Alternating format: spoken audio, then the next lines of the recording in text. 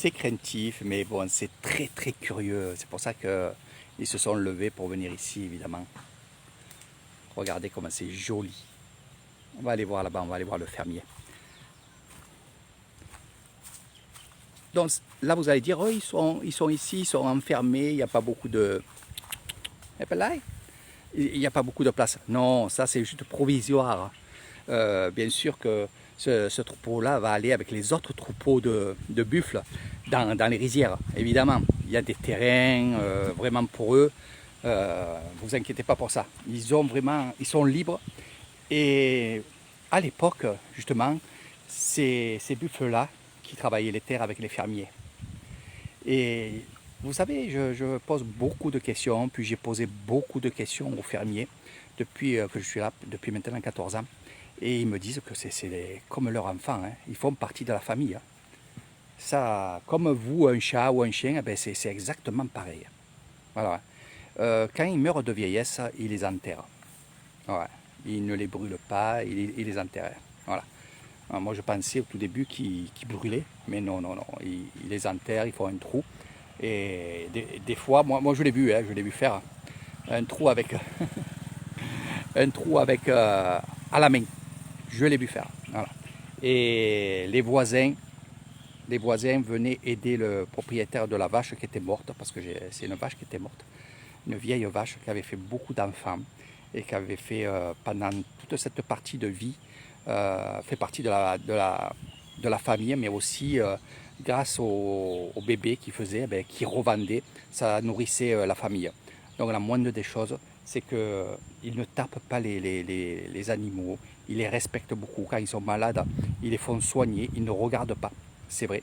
Ils préfèrent demander de l'argent à la famille ou alors aux amis, aux voisins, cousins, et c'est comme ça qu'ils y arrivent.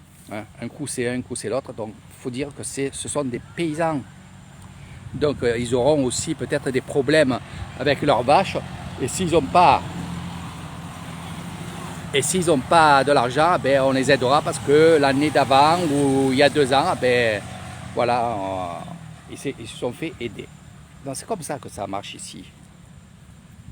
Voilà.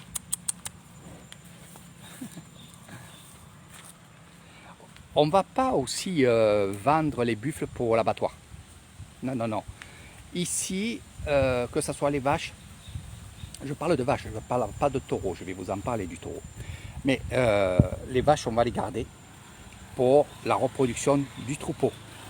La plupart des fermiers, ils vont assimiler les animaux. Donc ça coûte à peu près dans les 500 bahts, à peu près 15 euros. 15 euros pour que le vétérinaire vienne avec la seringue pour mettre un petit bébé dans la maman, future maman. Voilà. Donc c'est comme ça qu'ils gagnent de l'argent. C'est pas la revente des animaux à l'abattoir, mais c'est pour justement ils gagnent de l'argent quand ils vendent.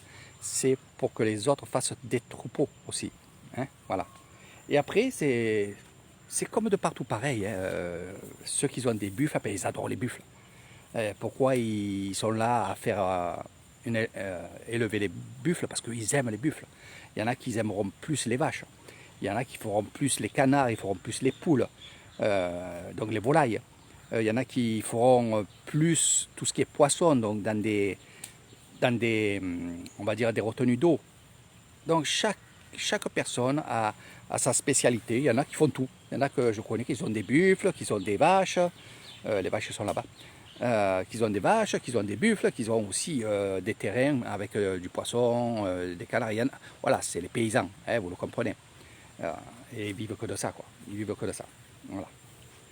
Après, pour les vaches, c'est vrai que quand vous avez un troupeau de vaches, il vaut mieux avoir des vaches, des femelles, que des mâles. Les mâles, eux, à part la production, ils vont faire que manger.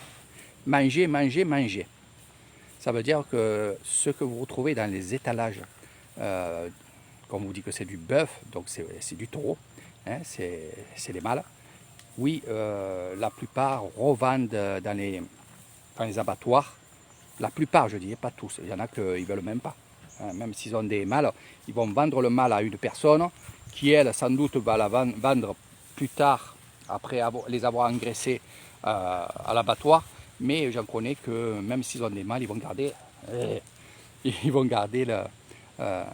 le mâle, hein, jusqu'à un certain moment. Voilà. Donc on ne garde pas le mâle après pour faire des petits avec les femelles.